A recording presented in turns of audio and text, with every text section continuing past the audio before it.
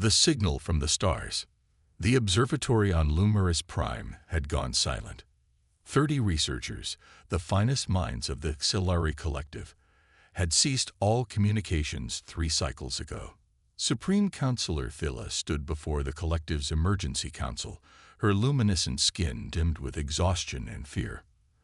"The Draconids have taken another outpost," she announced, her voice wavering. "Our furthest colony is gone. 8 billion souls. Extinguished." The chamber erupted in whispers. Elder Jorith, his tendrils drooping with age, raised a slender appendage. "How many systems remain under our protection?" Thila's inner eyelids fluttered, a sign of extreme distress among her kind. 7. "We had 32 when the invasions began." "And our defense fleet?" asked Military Coordinator Vex, though everyone knew the answer. 43 ships remain operational. The Draconids have over 300 in this sector alone. The silence that followed was deafening. The HFY had evolved on gentle worlds with low gravity and mild climates. Their civilization had flourished through arts, philosophy, and peaceful exploration. Their vessels were primarily scientific, retrofitted with rudimentary weapons only after the Draconids emerged from the unexplored regions. The invaders were ruthless, consuming resources and enslaving populations, their biology adapted for war and conquest. "They will reach our homeworld in 16 cycles," Thila continued. "Evacuation is impossible. We lack the ships and time." Elder Jorith's voice quavered as he asked the unthinkable. "What of the restricted zone? The Deathworlders?" The chamber fell silent again. Every HFY knew of the restricted zone, a small sector containing several star systems quarantined by the Galactic Council ages ago. Within it lay worlds inhabited by species so naturally dangerous they were considered a threat to galactic stability. "You speak of Earth," Thila said quietly. "They are forbidden. Their gravity would crush our bodies. Their atmosphere would burn our lungs. Their very bacteria could destroy us." "Yet they might be our only hope," Jorith insisted. "The Deathworlders evolved under conditions the Draconids would find as unbearable as we do. Their natural adaptations might make them formidable against our enemy." Thila's skin pulsed with rapid color changes, a sign of intense internal conflict.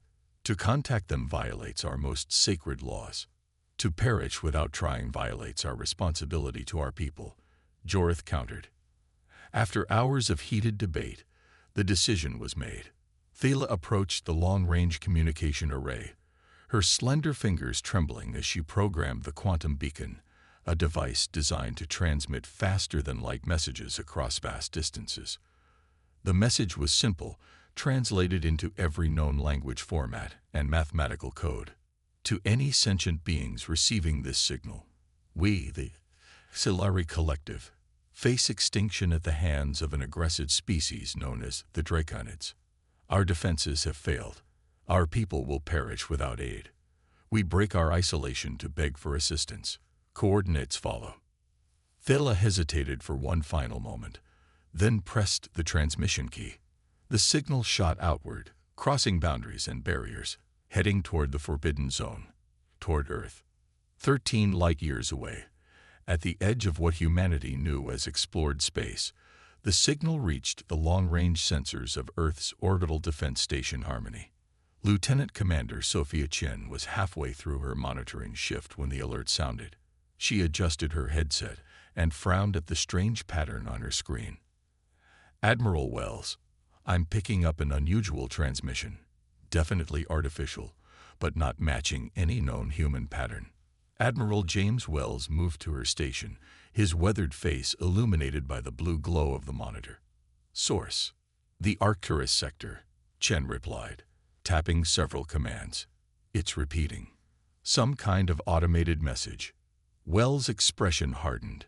"Run it through the xenolinguistic matrix." Chen nodded, transferring the signal to the quantum computers below. Earth had been monitoring unusual radio signals for decades, building translation algorithms despite never having confirmed contact with extraterrestrial intelligence.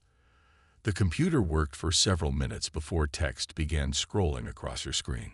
"Sir," Chen said quietly, "it's a distress call." Wells read the message, then reached for the communication panel. "Get me the Security Council. Now." 8 hours later, the Terran Security Council convened in the underground chambers beneath Geneva. Representatives from every nation sat around the circular table, their faces illuminated by holographic displays showing the translated message and its point of origin. "This could be our chance," said General Kimura of the Asian Coalition. "First contact on our terms." "Or a trap," countered Director Okafor of Intelligence. "We have no verification that these auxiliary even exist." Admiral Wells stood at the projection, pointing to the signal analysis. "The quantum signature is unlike anything we've developed. It's genuine non-human technology." "Still doesn't mean their story is true," Okafor insisted. Dr. Maya Patel, Earth's leading xenobiologist, spoke next. "The message contains biological data about both species. If accurate, the auxiliary evolved on low-gravity worlds with minimal environmental pressures. They'd find Earth's conditions lethal. The draconids appear to be predatory, but similarly evolved in conditions humans would find quite comfortable." The UN Secretary General leaned forward. "You're suggesting our natural environment gives us an advantage." "More than that," Patel replied. "Humans evolved on a world the galaxy might consider extreme. High gravity, atmospheric oxygen levels that would be toxic to many species, temperature variations spanning over 100 degrees Celsius. Our immune systems battle millions of pathogens daily. Our bodies withstand pressure, radiation, and toxins that would kill these aliens instantly. What they consider weapons of war, we might find merely inconvenient." The room fell silent as the implications sank in. Admiral Wells broke the silence. "The question isn't whether we can help. It's whether we should." All eyes turned to the Secretary General. She stood slowly, her voice resonating through the chamber. "Humanity has dreamed of reaching the stars since we first looked up at the night sky. Now our first contact with alien life is a cry for help. How we respond defines us as a species. We will answer this call." She turned to Admiral Wells. "Assemble a response fleet. We're going."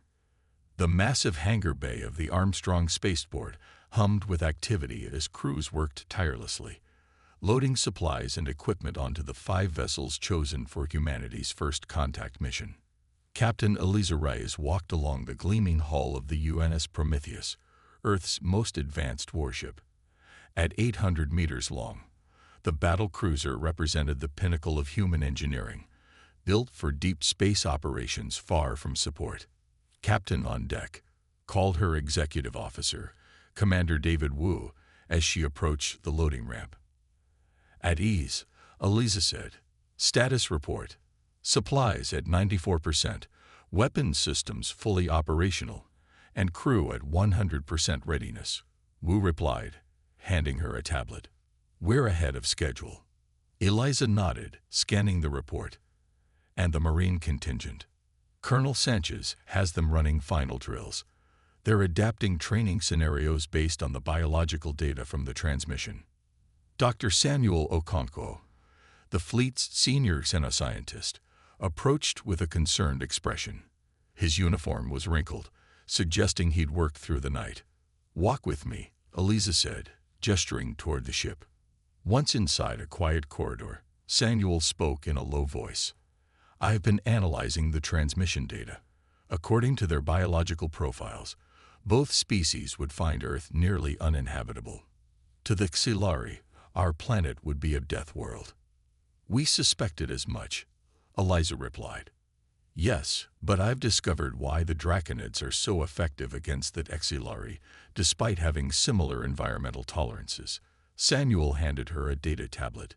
"The draconids use exoskeletons and technological enhancements to compensate for their natural limitations. They're essentially weaponizing their bodies." Eliza studied the data. "And how would they compare to humans?" "That's the interesting part," Samuel said, a hint of excitement in his voice. "Even with their enhancements, a single human soldier would likely possess several times their physical strength, simply due to our evolutionary adaptations to Earth's gravity. Our immune systems could withstand their biological weapons. Even their atmospheric toxins would be less effective than the pollution in our larger cities. A slow smile spread across Eliza's face. "Thank you, Samuel. This changes our approach entirely." 2 hours later, the Terran Security Council reconvened for a final briefing before launch. Admiral Wells displayed the latest intelligence on the main screen. "The response fleet will consist of 5 ships," he explained. "The Prometheus will lead, with the cruisers Defiance, Intrepid, and Challenger providing support. The medical vessel Mercy will handle evacuation and relief operations." General Kimura frowned. "Only 5 ships. The Draconids reportedly have hundreds." "Quality over quantity," Eliza replied. "Based on our analysis, a single human vessel may be equivalent to dozens of theirs in combat effectiveness." Dr. Patel stepped forward. "Both species evolved on worlds with lower gravity, milder climates, and fewer pathogens than Earth. Humans are naturally adapted to conditions they would consider extreme. What's more, our medical team has developed countermeasures based on the biological data provided, non-lethal options that could incapacitate Draconid forces without causing permanent harm. In other words," said Captain Harris of the Defiance, "we're the monsters under their beds." "Not monsters," Admiral Wells corrected. "Potential saviors." The Secretary General stood. "This mission has 3 objectives: establish first contact, protect the Xelari from genocide, and secure humanity's place in the galactic community. The manner in which you accomplish these goals is up to you, Captain Reyes." Eliza nodded. "We'll be ready to launch in 1 hour." As the meeting ended, Eliza found herself standing beside Dr. Patil at the observation window. Below them, Earth rotated slowly, blue oceans and green continents shimmering in sunlight. "Strange, isn't it?" Maya said quietly. "The world that made us so formidable is beautiful from up here." Eliza watched as the first rays of dawn spread across North America. "Let's remember that when we're out there, being strong doesn't mean we can't also be kind." An hour later, the 5 ships of humanity's first contact fleet rose from Earth orbit, accelerating toward the jump point that would take them to answer an alien cry for help. On the bridge of the Prometheus, Captain Eliza Reyes gave the order that would change humanity's destiny forever. "Engage FTL drives. Let's introduce ourselves to the galaxy.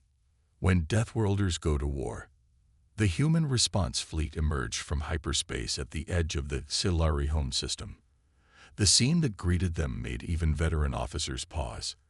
The space around Lumerus Prime, the Xelari homeworld, was a graveyard of broken ships.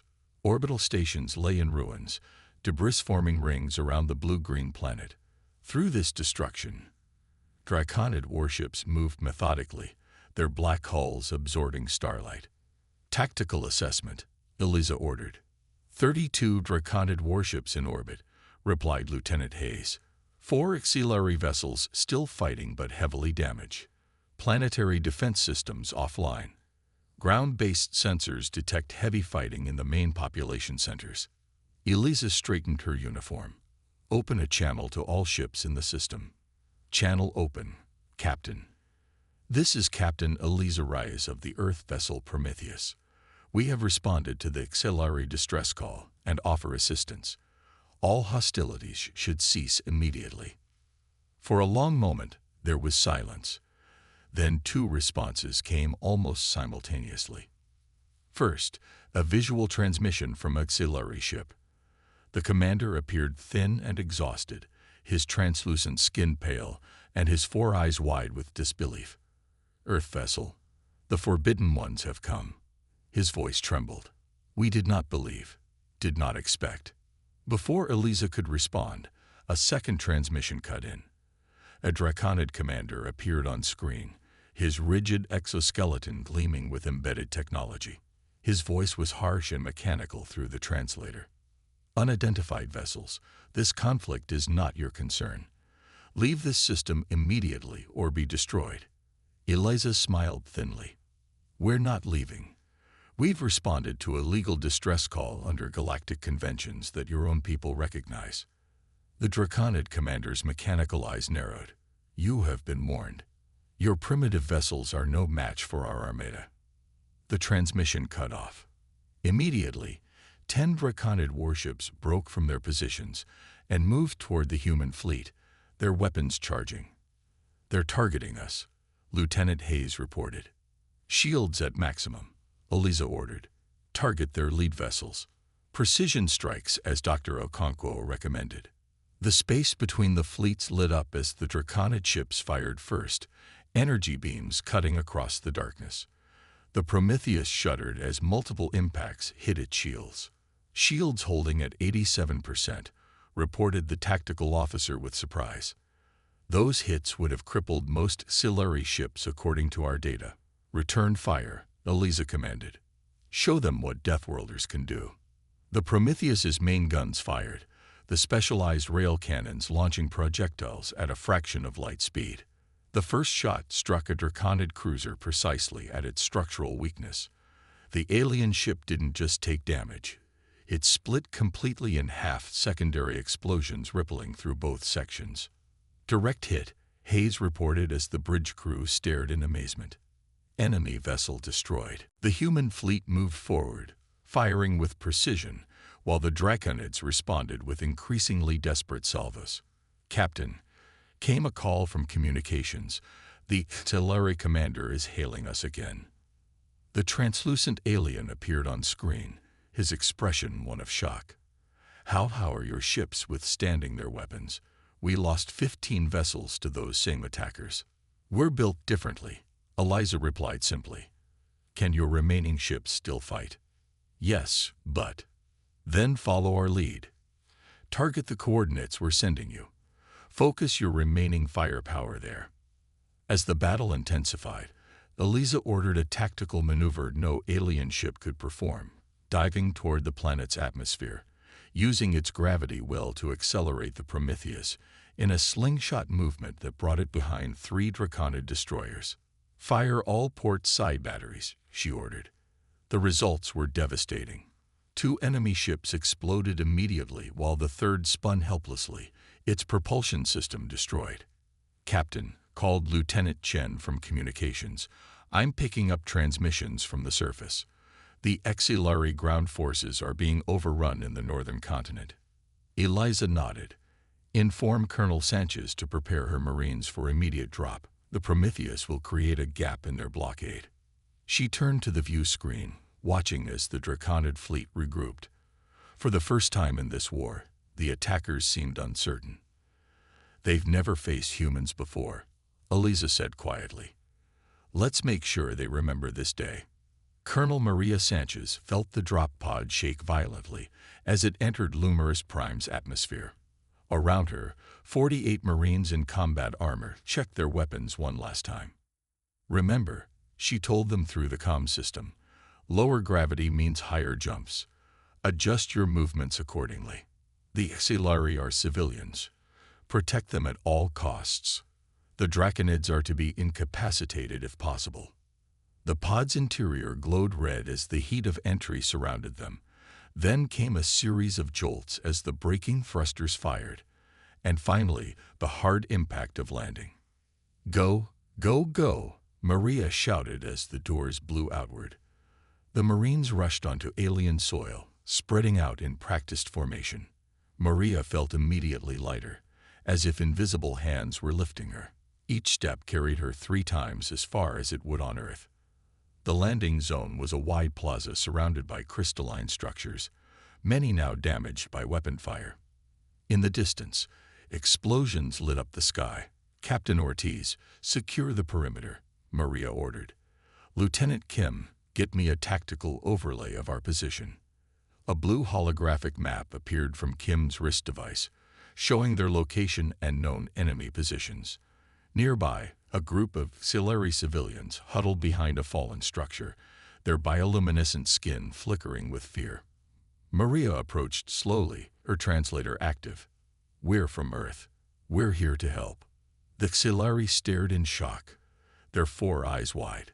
One stepped forward, seemingly the leader. "The Deathworlders," he whispered.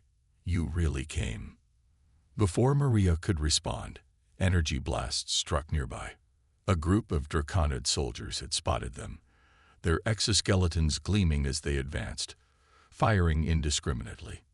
"Take cover," Maria shouted, positioning herself between the Xilari and the attackers. The Marines returned fire, their weapons calibrated to disable rather than destroy. Maria watched in surprise as a direct hit from a Draconid weapon barely dented a Marine's armor. The same weapon that had shattered the Xilari structures. The Marines moved with startling speed in the low gravity, leaping impossible distances and flanking the Draconids who struggled to track their movements. Within minutes, the alien attackers lay disabled, their exoskeletons shut down by targeted EMP bursts. The Xilari leader approached Maria again, his skin pulsing with blue light, an expression of awe, according to their briefing. "Your people move like nothing we've seen," he said. The Draconids boasted that their exoskeletons made them invincible in combat. Maria removed her helmet, letting the alien see her face. "We don't need exoskeletons. Earth's gravity is 3 times stronger than here. We're naturally adapted to conditions both your people and the Draconids would find extreme." "The Death World," another Xilari whispered. Maria nodded. "That's what you call it. We call it home." Across the city, similar scenes played out as human Marines engaged Draconid forces. The invaders, accustomed to fighting the physically weaker Xilari, found themselves outmatched by humans, even without powered armor. In orbit, the space battle had turned decisively. The Prometheus led a formation that systematically disabled Draconid vessels, while the medical ship Mercy began evacuating wounded Xilari from damaged stations.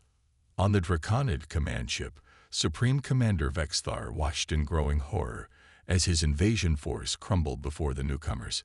His second-in-command approached, mandibles clicking in distress. "Supreme Commander, we've lost 30% of our fleet.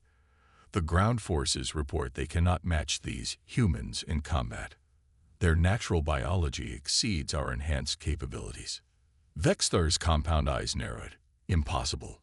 No sentient species could evolve under such conditions. The evidence suggests otherwise," his subordinate replied. "Our weapons barely affect their ships. Their soldiers move faster than our targeting systems can track in this gravity. They're resistant to our toxins and our captives. The humans are treating them with unexpected mercy. They're disabling rather than killing our forces when possible." Vexthar stared at the tactical display, watching another of his ships go dark. A communication request flashed on his screen. From the human vessel, Captain Eliza Reyes appeared on his monitor, her expression calm but resolute. "Supreme Commander, you've seen what one small human fleet can do against your forces. We represent a fraction of Earth's military capability. We offer terms for your immediate withdrawal from Xilari space." Vexthar's mandibles clicked in fury. "We do not surrender to unknown species." "This isn't about surrender," Eliza replied. "It's about recognizing new realities. The Xilari are under Earth's protection now. We're extending the same offer to all species threatened by your expansion. Withdraw your forces, return to your territory, and we can establish diplomatic relations instead of continuing this demonstration of our capabilities." The Draconid commander was silent for a long moment. "And if we refuse, then we'll be forced to show you our full capabilities," Eliza said quietly. "I don't think either of us wants that." Hours later, the remaining Draconid ships began retreating from the system, leaving behind damaged vessels and disabled ground forces. On the surface, Colonel Sanchez coordinated with Xilari leaders to establish secure zones and medical facilities. The Xilari Supreme Counselor Thela, who had survived the initial attacks, met with Captain Reyes aboard the Prometheus. Her skin pulsed with emotions as she addressed the human. "You saved our people when the galaxy abandoned us," she said. "The Council quarantined Earth out of fear of your strength, your adaptability, your potential for violence. We never considered those same traits could make you our greatest allies." Eliza smiled. "Humans have a saying, With great power comes great responsibility. We evolved on a world that demanded strength, but our history taught us the importance of using that strength wisely. What happens now? Thela asked. The Galactic Council will be in upheaval when they learn of your intervention. Now, Eliza replied, we establish formal diplomatic relations. Earth is ready to join the galactic community, not as a threat to be contained, but as protectors for those who cannot protect themselves. Thela's skin glowed bright blue, the Xilari expression of hope. The galaxy feared the Deathworlders would bring destruction. Instead, you brought salvation. As the Prometheus prepared to return to Earth with news of successful first contact, Eliza stood in the observation deck, watching the damaged but recovering Xilari world below. Commander Wu joined her, handing her a data tablet. The Xilari have shared their star charts and communications protocols, he said. We've already received signals from 3 other species requesting diplomatic contact.